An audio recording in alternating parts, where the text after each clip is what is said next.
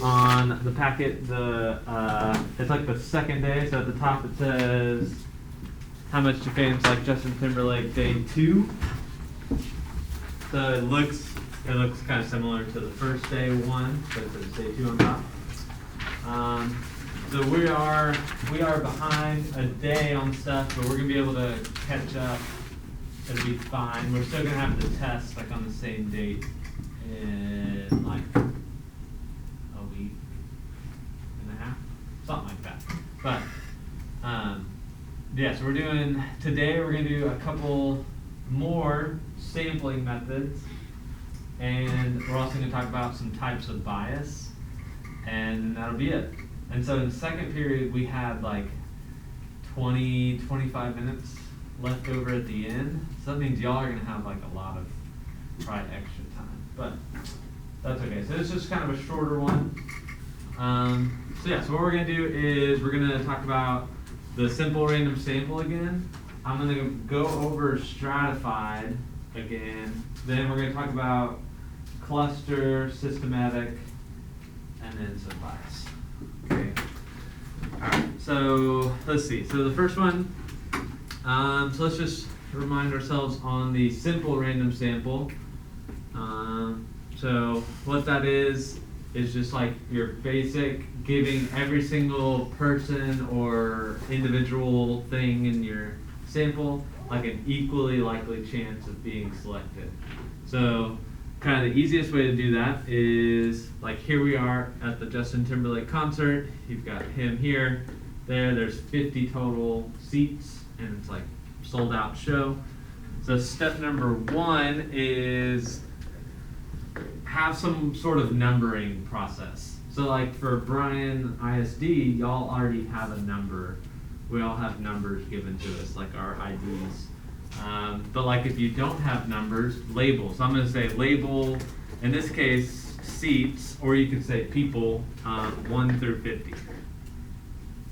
You don't have to do 1 through 50. You could label them 0 through 49.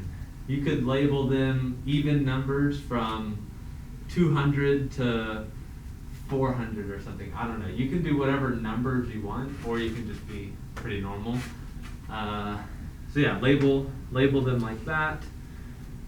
Step number 2 would then be like once I've labeled all 50, use some sort of random number generator to get a sample of 10. So that could be the digits table or the calculator. So I'm going to say the calculator.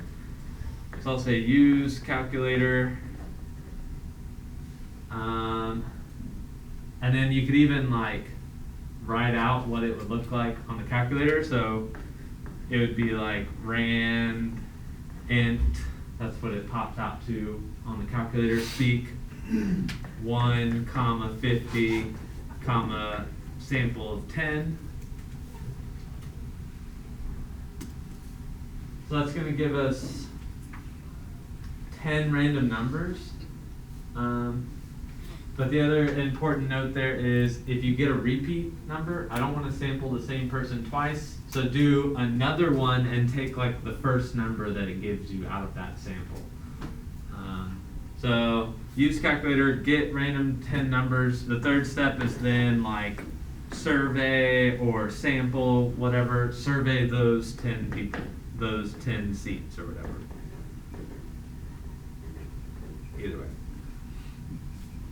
So like let's just say I did this random interval 1 to 50, number 10. In second period it came out to like, I don't know, we had something like this. There turned out to be, it seemed like there were quite a few over there. 1, 2, 3, 4, 5, 6, 7, 8, 9, 10. So it looks something like that. I don't know, can't remember. Let's just say that was my random sample of 10 that I got from my numbering system, and then I'd just survey those people.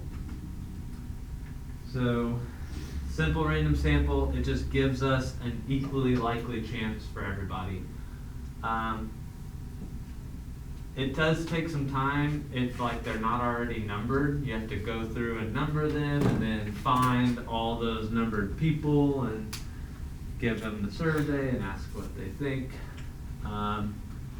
And then the other thing about a simple random sample is that, like, technically, there's a chance, there's like a 1 in probably like, I don't know how many odds, 1 in 1,000, 100,000 odds that I could get all 10 on the front row, and then like, that would not be a very good sample. Because we saw, just to remind us, like, this is the satisfaction. Like, this person was the happiest with the show, and like, this person was not happiest. So like, we know that the people in the front row really liked the show, and the people, as you go back, didn't like it as much. So there's a very small odd, but there is an odd that like, I could get every single person in the front row just randomly by chance, and they all told me that they love it. And that would be like wrong, even though it was a random sample. So to kind of counteract like the idea of, I don't want to have the chance of me getting everybody in the front row. So to not do that, on Friday last week, so this is not on the page you're doing, but on Friday last week we talked about stratified.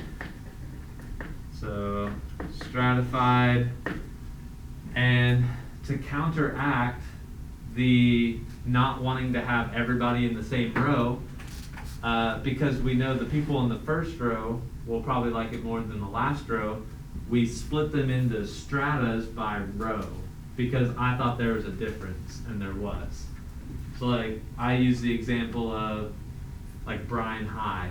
Maybe I would split into strata of like freshmen, sophomore, junior, seniors, because people have different opinions on grade level. Or you can split people on gender, you can split people on what job they do, whatever, what city they live in, what state. If you think it's like important that people will have different opinions, then you want to split them into strata. So like, what we did on strata was, so step number 1 was we split by row, and then from this row of 10, I got a sample of 2, and then from the next row of 10, I got a sample of 2. From the next row of 10, I got a sample of 2. From the next, I got a sample of 2. And the next 10, I got a sample of 2.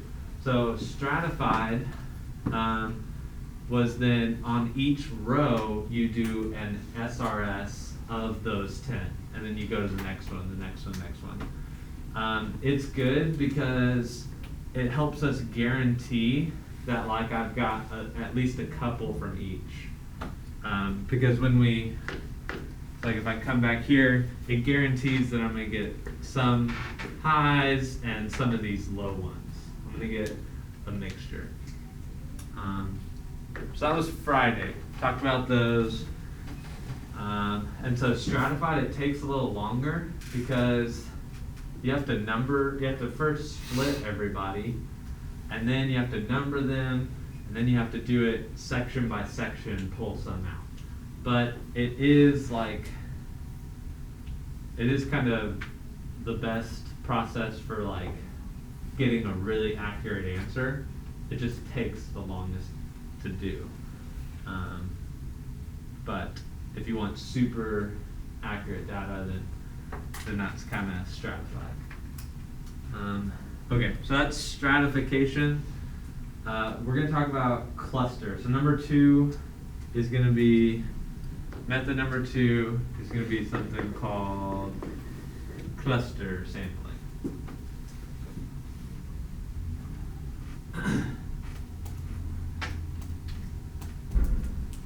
And maybe let me try and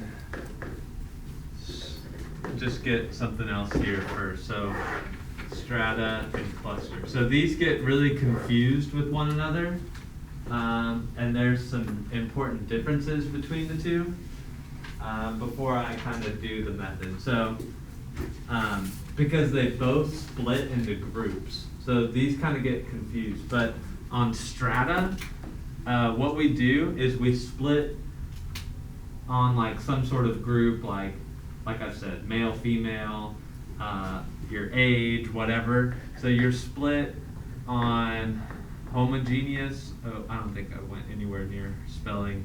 Whoa, that's whatever. We're just gonna keep going. That's not the right spelling. Homogeneous grouping there.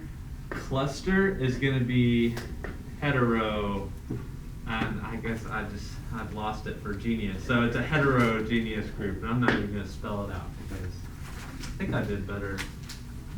What? Is it just G? How do you spell heterogeneous? How do you genius? What do y'all? It's just G and. Yeah, that's what I was like. It looks very wrong. So we're just gonna, doesn't matter. It's fine. So heterogeneous versus homogeneous. So homogeneous groupings were like, let's take it to this example. I split by row because the first row had really high phrases.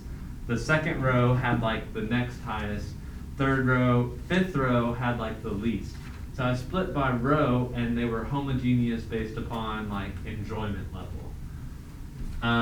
So like an example, if you wanted one to like, we already did this, freshman, sophomore.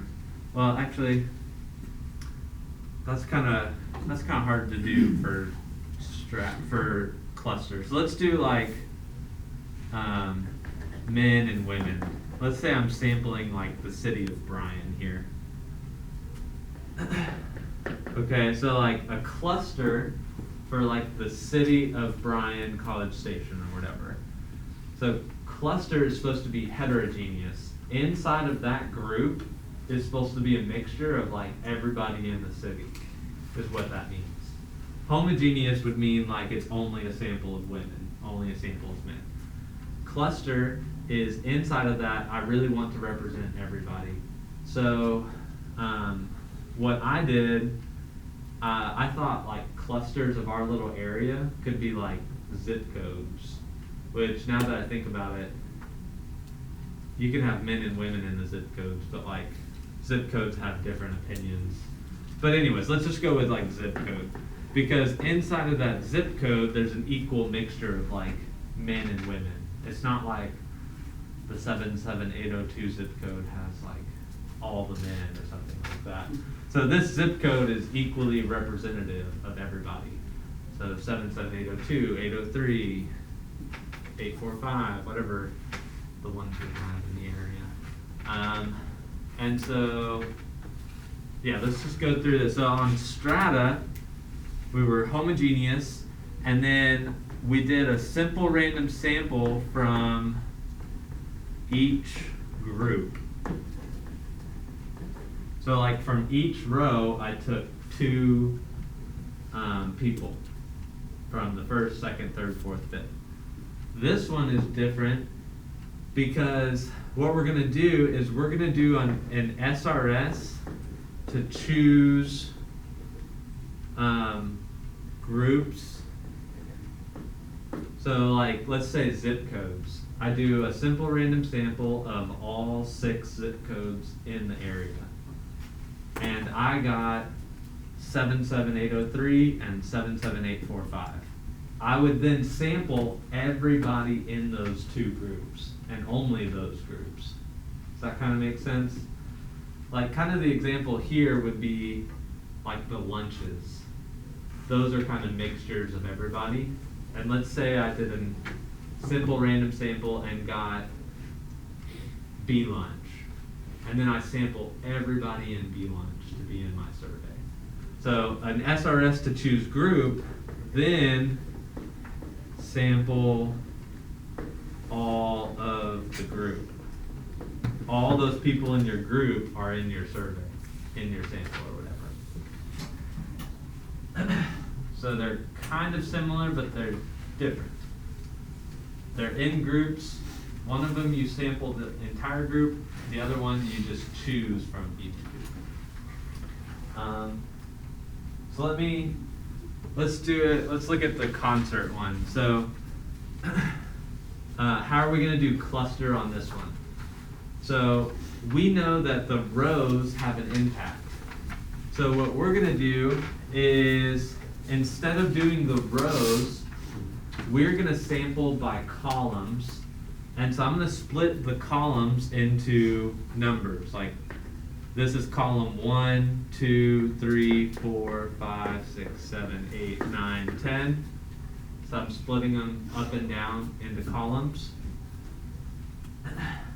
And then to get my sample of 10, so maybe I should write this out. So step number 1 is I split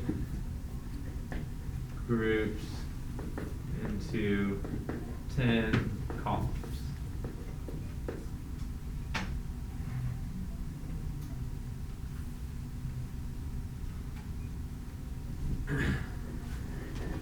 So then step number 2 is I'm going to do a random interval from 1 to 10, and I want a sample size of 10 total people. So what I'm going to do is I'm going to actually get 2 of these numbers, 1 to 10. And let's just say for my example, I don't know, the numbers 4 and 7 came out. So what would happen is I sample everybody in column 4, and then I sample everybody in column 7. These are the 10 people that get to be in my survey.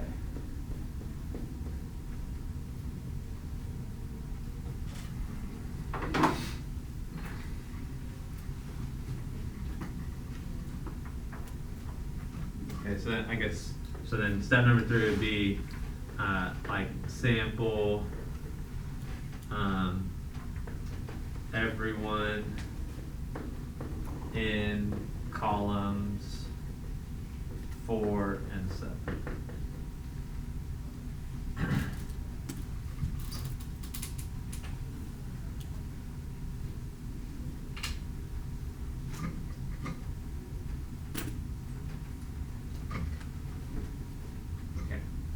So it is similar to stratified because I got 2 from like every single row, which is nice because I know that these people think different than this one. So that's a good thing. It just goes about it in a different way. So it's just the process that we got there was different. And in some ways, like this can be, cluster sampling can be easier to do. Like if I was actually at this concert, I could just pass it to this guy and just tell him to pass it back to the people behind him. Give my survey to this person and just walk backwards. So they have their advantages, disadvantages. Like stratification is probably like the most guaranteed to have the least, like the most accurate answer, the least spread, but cluster can be a little more easier to find.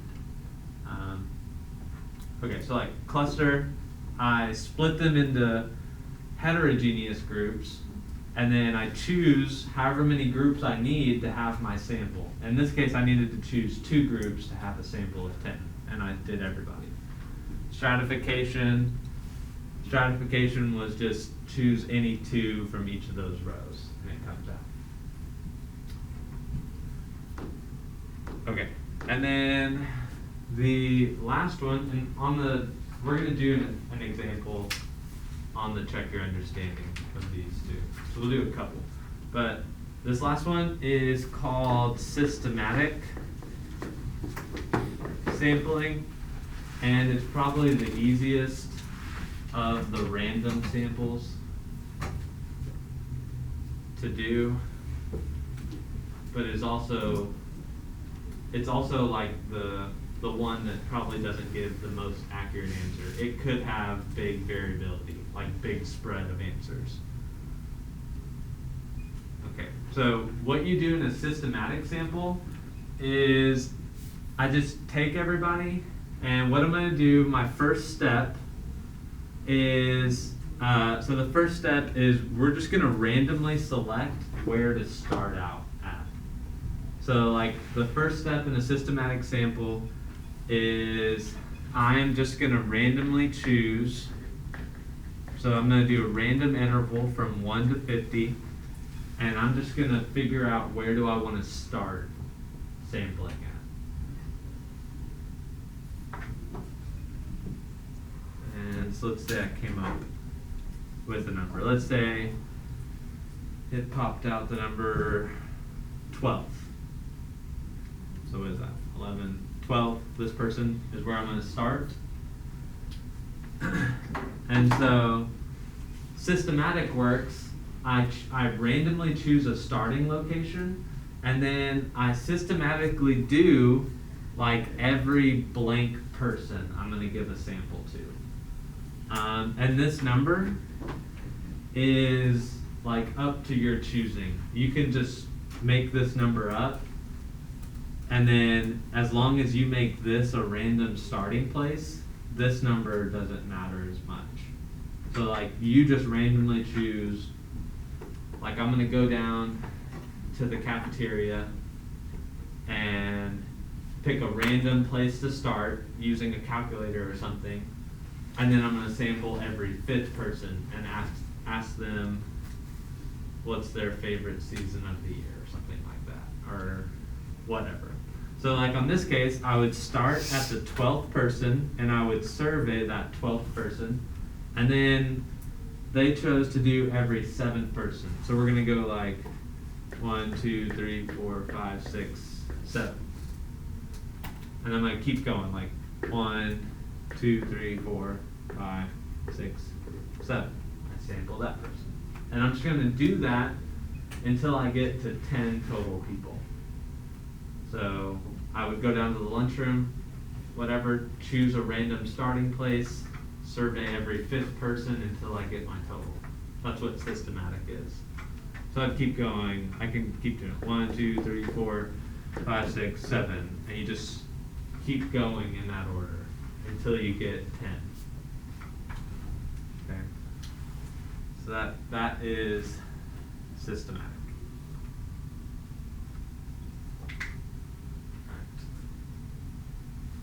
You got simple random sample, stratified, cluster, and systematic.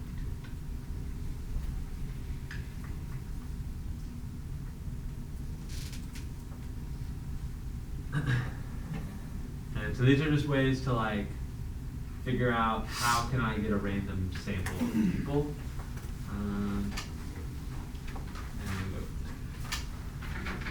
So I'm skipping on this little part. This is just the numbers with it.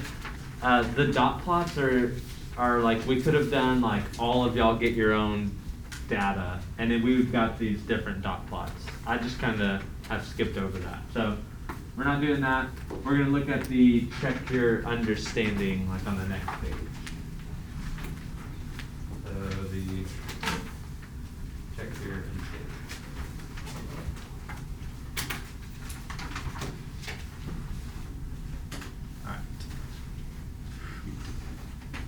So I've got a large hospital would like you to take a survey of their patients on their satisfaction.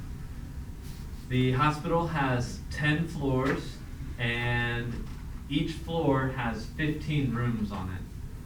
So it's like a super vertical, but not very tall. It's not wide, it's just, I don't know. So maybe it's in the city or something. It has 150 total rooms. The hospital staff would like you to take a sample of 30. Total.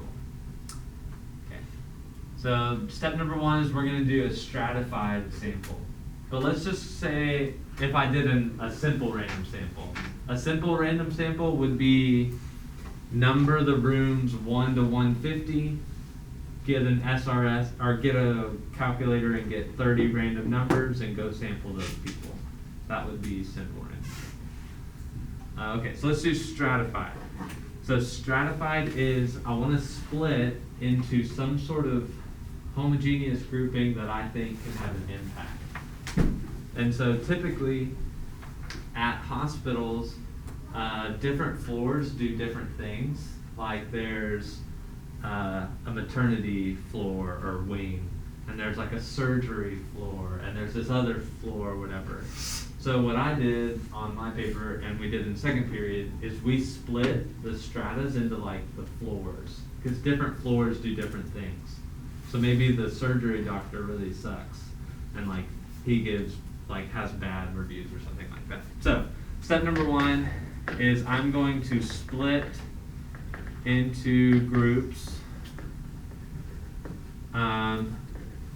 based on floors. So that would be 1 through 10.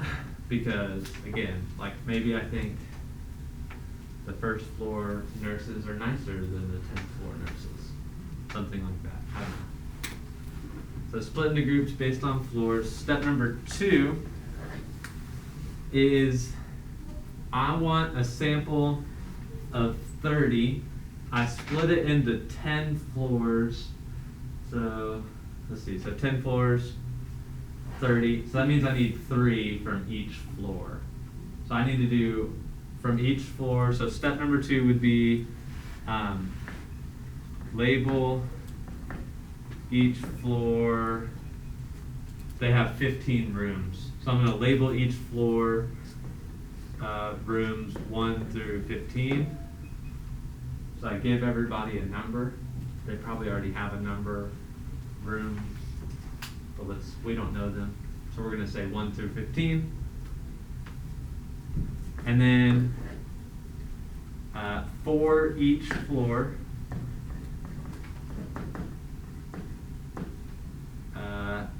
use calculator to get 3 random numbers from 1 through 15. So to get 3 random rooms from 1 through 15. And then that should add up to 30, and I've got my sample. 3 from each. So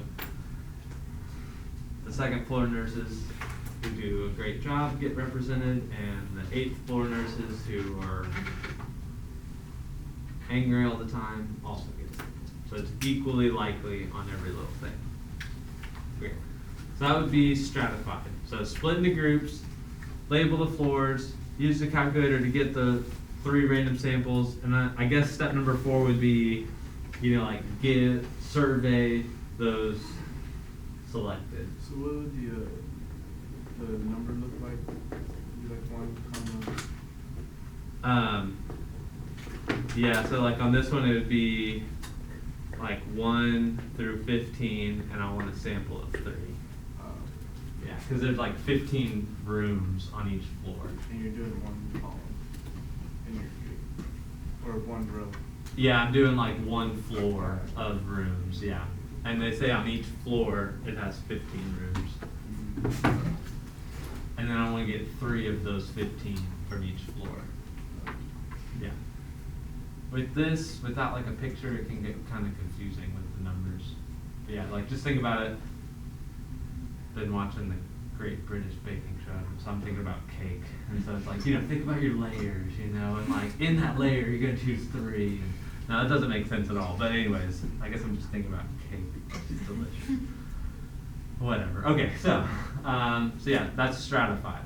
So split into floors, choose some from each floor. Okay, number 2 is we're gonna do cluster. And so this one's kind of weird to think about, but I want to split the hospital instead of into homogeneous floors. I want to have some sort of heterogeneous mixture of the whole, and I think floors have an impact.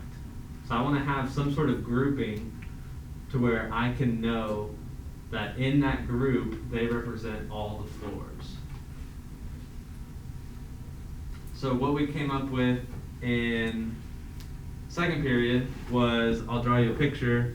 You don't have to draw the picture or anything, but like here's room number 1, 2, 3, 4, This one's 1, 2, 3, 4, 1, 2, 3, 4, all the way to 15. So what we did is our clusters were all the room numbers together. Like all the room number 1s are in a cluster. All the room number 2s are in a cluster, okay? So that's my first step, is step number 1, I split into groups by, I don't know, by similar room numbers, by same room number, by room number, whatever, by same room number. So like all the room number 15s are in a group together, so on and so forth. Okay, so these are all heterogeneous together. So then what we're going to do is I'm going to then choose, so let's see, there's 10 floors, and I still want 30. So that means I need to get 3 groups of room numbers. So I'm going to get all the room number 3s, and all the room number 10s, and all the room number 15s, and that would be my sample of 30, or something like that. So step number 2, so I split them by room number. I need to randomly select one of the 15, or 3 of the 15 room numbers. So step number 2 is use calculator, random interval 1 through 15, comma 3.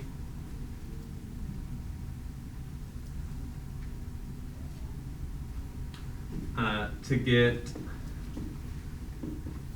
3 random numbers, 3 random room numbers. And then the thing about it is, though, is those 3 numbers, I'm going to sample all of those rooms on every floor. So step number 3 is then, so that's different than stratified. On stratified, it was a different 3 every floor. This one is the same 3 room numbers on every floor. So step number 3 is then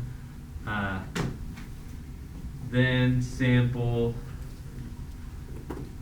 those 3 room numbers on every floor.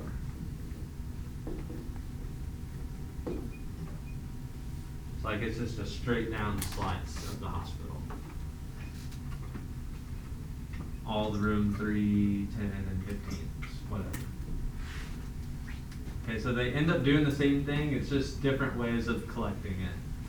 And they have different impacts. So we're gonna watch tomorrow, because yeah, I see y'all tomorrow. We're gonna watch one of the College Board daily videos, and he kind of goes into the differences with these two in like a real world example. And so we're gonna watch that and like talk about, or he'll kind of talk about the stratified and clustered. When would we use one versus another? Okay. So stratified, they're both splitting into groups, but it's just knowing that the groups are different, or choosing when to use one versus another. Okay. And then let's see. Bottom one, describe how to select a systematic random sample of 30 rooms. So what did I say? I said, so we're going to use, let's just say, you don't have to use a calculator. You could say use a random digit table, but we keep using calculator, which is fine.